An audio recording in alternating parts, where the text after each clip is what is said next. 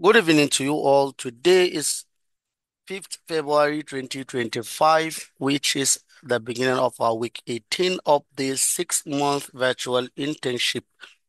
Like always, we start by showing our outlines. That is what we are to cover for the entire week. So, today, week 18, we are going to have a recap on what we did on week 17, part 2. Not week 17, but 1, so it should be week 17, part 2. And we are going to have introduction to data sharing and reporting. And also we will talk about the best practices you need to learn when it comes to data reporting and sharing. And I'll show you sample of how to use some charts, graphs, and the rest. I'll show you how to do that. Not only that, I'll also show you today. I'll take you through how to use Power Bootcamp. I'll take you through how to use PowerPoint. I'll show you how to do some things related to animations, things related to uh, what do we call it? A lot of things that you can use them for you through that today. So if you have question and answer, you can ask at the end of this, and we'll have a conclusion, and then we call it a day. So what you need to know is this class is closed. I think should be the uh not the last maybe a class that we are going to have, because your week 19 is going to be for your week 19 is going to be will allow you to do your capstone project, then to create everything, to do everything. Then we are going to meet in week 20, so that we wrap everything up and we call it a day. So it's been a long, because it's almost 5 months plus that we are together, or I can say it's 18 weeks we have been doing this together. So it's been a while. So this week will be, I think, will be the second to the last class that we are going to have, which I think, yeah, next week I'm thinking that we are going to have a class, because we'll talk about no, it's week 20, so week 19 is going to be for the capstone project. Then we'll meet on week 20. We talk about things, how to arrange your CV, how to look for work, how to do a lot of things. All such are the things that we are going to discuss then. Then we talk about a lot of things, and we call it a day on week 20. So let's look at, you all know what we did on week 17, part 2 of the week, which is kind of very long week that we have, which we treated a lot of functions of SQL. You learn it. We did a lot of that, and we wrap up SQL then. So today we are going to talk about data. You know how to analyze the data, you know how to create the visualization, you know how to collect the data, you know how to do everything. At the end of the day, you need to learn how to also you need to learn how to share the data and create a report on the data. That's what you need to understand, you need to learn. You see, data reporting and sharing has nothing your dashboard looks like. It has nothing to do with that. Data sharing and reporting is a skill. You need to learn how to report your data. All what you have done, all the analysis you have done, you need to learn how to report that analysis, how to put it in a simple words that people will understand what you have done. Forget about the fancy, let's forget about all that. What matters is what you are reporting. And that's the end. That's where data analysts stop, is for stakeholders to act on the data on the report you developed, to act on what your recommendations, to act on things that you have said. That's not in your hand. You share the data, where you share your report. That's where your work stops. So you need to learn this. This is a very good skill that you need to have. You need to learn how to do that. You need to learn how to create that. You need to learn how to create a very convincing and very that and understand that. So what we are going to look at now, we'll look at the different types of data reporting that we have. So when you know these different types of reporting that we have, or what type of report are you writing? Where are you heading to? So please, you need to understand that. Where are you heading to? What types of report you need to write? What are you going to do? Because if the type of report that you need to write, what you need to write, you'll just be beating around the bush, reporting things or recommending things that are not that are irrelevant to what you were asked, or that are irrelevant to the purpose of the survey or the purpose of the data collected. So you need to all data reporting that we have, learn them, so that any data you are reporting or you are creating a report on the data, ask yourself, what type of report am I developing, or data reporting and sharing. Data reporting and sharing is a skill on its own, because there are people that are only good in creating data reporting. You know, proposal writing, all of you, I believe. So it's like proposal writing. There are people that are good in proposal writing, and there are people that are good in data reporting. When you give them the analysis of data, if they create a report for you, the report will be so convincing, and it's a skill that you need to learn how to write that, how to write a report on the data. So data collection, data processing, data cleaning, data analysis, data visualization, all that are different skills. They are different skills. Data reporting and sharing is another skills on its own. So now let's look at these different types of data reporting and sharing that we have. We have informational, or you can say we have also analytical, informational or analytical reporting. Normal reporting we used to do for us to give insights about the data we analyze. Just for us to say, okay, by looking at the above table, it shows that the total number of participants is this, total number of females from this state is this, total number of this is this. This is informational or analytical report. You are just saying, you are revealing what you have discovered. You are just putting it in writing. That's what it is. Maybe so percentage as you mean, and that's what you are saying. So that's the informational or analytical report. That's what it is. So another report that we have a report that is recommendation or justification report. This is a report that has to do with two things. Yeah, it has justification and it's also a recommendation in it. Now you are using the data. You are using the data for you to justify a particular view or argument that might happen. You are trying to justify something that happened or something that might happen. And looking at this data, it shows that we have a low participant of females in this particular program. If this continues, it shows that after 10 session of this program, it means we are going to have a very low coverage of the females within that location. And the location has a higher number of females, a total number of this, while at the end of 10 session of this program will only cover so percentage of the way I give you example of this report. That's the recommendation or justification report. So now you are the one recommending. So what do you expect? It means based on this that I said, it means you need to expand the coverage of females.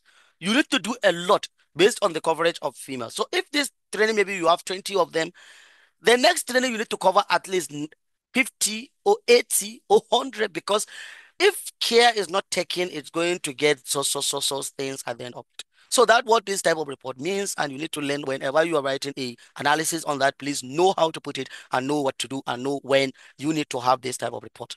Okay. The next one that we have is investigative report. So for the investigative report is when you need to discover or you need to evaluate the causes of something. What caused a particular thing? That's when you are writing an investigative report. Okay, looking at this data, why we have low medical personnel within this state is because there is lack of private schools with good or qualified school level.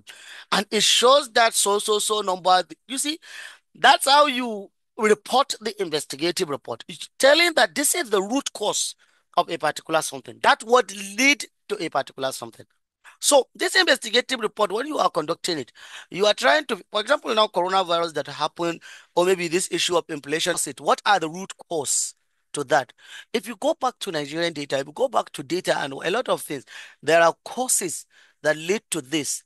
So if you are writing an investigative report, then you are telling people, or you are saying that this particular thing is what lead investigating for you to figure out that.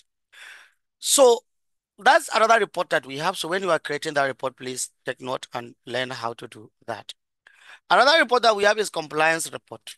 Compliance report is a report you are writing that shows that shows a particular thing qualifies or has or met a particular criteria. Particular location met a particular criteria. Because this compliance report, there are lots to it. Sometimes, maybe let's say I'm analyzing the or maybe we want to make a selection based on a particular criteria. Maybe within a particular, maybe location, we want to do an implementation, we want to collect the data to know which location qualifies uh, qualifies to that particular criteria. Or maybe you want to award a contract to a particular companies or something like that. You want to look at them. So you look at it. Looking at this particular household, they don't have father, they don't have mother, they don't have this. It means this particular household. Oh, it's sure that this particular household do this or this and that or this and that. Or this particular company met the criteria for it to be selected for a particular something. You are writing a compliance report showing that a particular thing met a certain criteria. That's the compliance report. So whenever you are writing this compliance report is all about. So the next report that we have is feasibility report. Feasibility report is to evaluate whether a particular thing can be carried out or a particular plan or program or project can be carried out within a particular time or based on a particular plan or within a particular location. That's the feasibility report. So now, if, for example, Nigerian government conduct a survey, you collect data. The purpose of the survey is to look at the feasibility of giving that 50,000 to people. What are the feasibility of that? What are the, uh, uh, you know, possibility whether that particular thing can be carried out or cannot? So that's the feasibility. So you go ahead and write a feasibility report recommending why something uh, can be executed or a particular how a particular plan can be executed. You evaluate uh, that. That's the feasibility report. Then we have another report that has to do with KPI. That is the key performance indicators report. So the KPI report, whenever as for example, when there is any project or you as a monitoring and evaluating officer, for example, is what is the task of M&E. Whenever there is a project document, you need to have this project that we call logical framework. You need to have log frame. That's the name of it. You need to have logical framework. So that logical framework will contain a lot of things. The goals, the objectives, the outcome, the input, the output, the indicators. You see, these are when indicators are just uh, a way of measurement of the achievement of a particular activity or a particular project. You just create an indicators for you to measure a particular activity. For example, let's say, number of outpatients consultation, number of pregnant women who received antenatal care, or maybe number of this and that. All these are the what are just indicators. You are trying to measure the achievement of a particular project that you are implementing. So that's what is called key performance indicators. As the name indicated, is just for you to measure the performance of your activity. So they are the indicators that will help you to know whether you are achieving or you are not achieving, or you are overachieving or you are underachieving. So that's what KPI report is all about. Now when you are creating a KPI report, you are just comparing, you are just mentioning the achievement of a particular indicator. So you have the target for the indicator and you also have the achievement of the indicator. So it shows this indicator you have 20% achievement, this one you have 150% achievement, this one you have 2% achievement. With that, how key performance indicator report is all about. So when you are writing a report based on key performance indicators, take note that the report will point directly to the key performance indicators. The reason why we are all listening to this, understand, when you are writing a report based on key performance indicator, don't go and keep talking about feasibility report. So in your report, maybe you're supposed to talk about the achievements based on the indicators. You're talking about the activities cannot hold within that particular location, for example. So in your report, you are writing that the area is insecure, there is insecurity, there is this. You are talking rubbish. Why the activities are already conducted, and now you are talking about the activity cannot be carried out. It shows that you don't even know what you are writing. So this is why you need to learn all these types of report. You need to understand them. You need to know how to write them. So the last report is periodic or research report and research report. So this periodic is just report that has to do with it's like when you are doing a report, all this report we are doing like in weekly report, monthly report, quarterly report, semi-annual report, and annual report. All these are periodic report to measure the achievement or to measure the happenings within a particular period of time. Maybe we want to know from, just go ahead and do that. Bring out your the data, your statement of account. Look at from January 2025 to today, 5th February. What have you achieved? How much have you made? How much have you spent? How much have you get? To look at it whether your plans of 2025 you can achieve them or you can never achieve them. So look at that. That's the periodic report. You put it within a specific period of time. So it can be what did I say? It can be within a period, quarterly, yearly, monthly, biannually, all that. It can be that, and then you can go ahead and write a report on that. And research report is, you know what research is all about. It's just a report you researching about something. So it can be something that happens or something that is happening over a period of time. So it's all related to a periodic report. And when you are writing that, it's because you know what research is all about. When you conducted a research, your report will speaks entirely to the happenings, to what happens, and you need to specify the period whether that you conducted that particular report. So the next thing we are going to look at is the best practices. Whenever you want to write a report, please make sure you have these best practices at hand. First of all, you need to have introduction, to give a brief introduction about the data. What you need to do is to talk about the challenges. You need to talk about the challenges in your report. And before the challenges, please make sure after the introduction, then you move to the analysis report. That's number two. Move to the analysis report. You use your visualization, the charts, the graphs. You can use infographics and whatever you want to use. Go ahead and use that. That's for the what? That's for you to write your analysis report. And I told you how to write the report. The report can be anything. It can be informational. The report can be periodic. The report can be feasibility. It can be compliance. It can be anything that you want to do. Just go ahead and write that. After the analysis, you are done with the analysis, then you move to the challenges. You move to the what? The challenges. So you see, these challenges, issue of challenges, mention the challenges you encountered within your work. If you conducted a data reporting, a data collection, talk about data collection challenges. If you only dealt with data analysis, talk about data analysis, what you have encountered and the rest. That's how it works. So when you are writing a report, make sure you have the challenge, you record your challenges, and you need to mention all the challenges. You need to mention them all. And after the challenges, then you talk about recommendation. So for the recommendation, please, for the recommendation, make sure each challenge you give it a recommendation. Each challenge you give it a recommendation. Each challenge.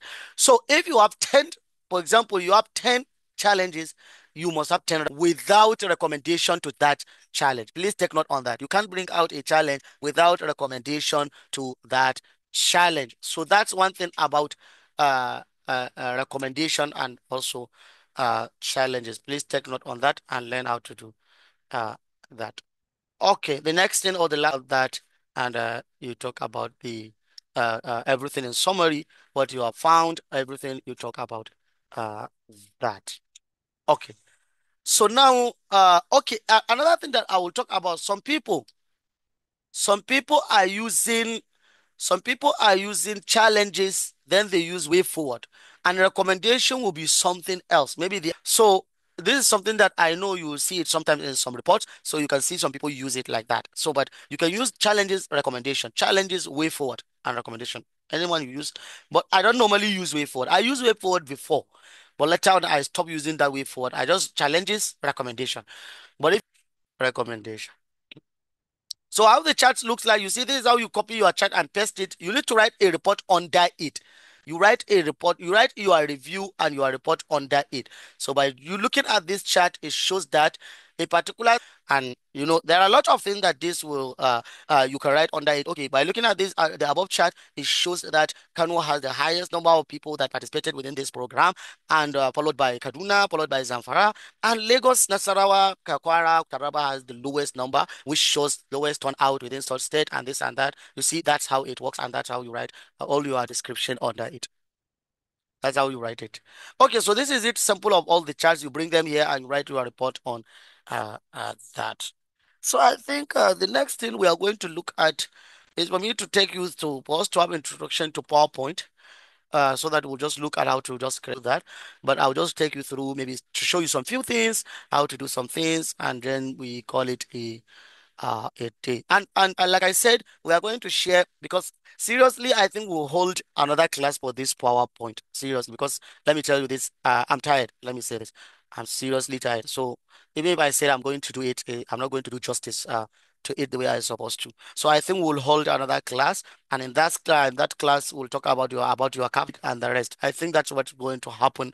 So we are going to hold another class for this PowerPoint. So I will hold the class, and I'll let you know when we fixed the class so that we'll hold it. So if you have a question, maybe related to what we have said so far, ask your question. If you don't, then we call it a day. Do you have a question, please? Because seriously, I'm tired, seriously.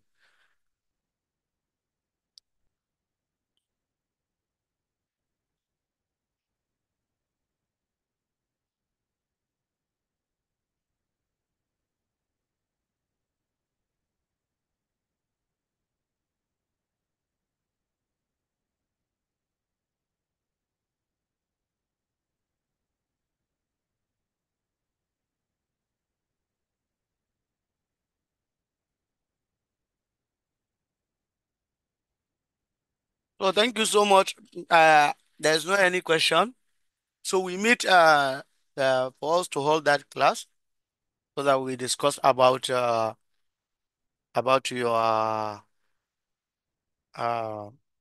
your capstone project. Thank you so much and see you next time. Bye bye.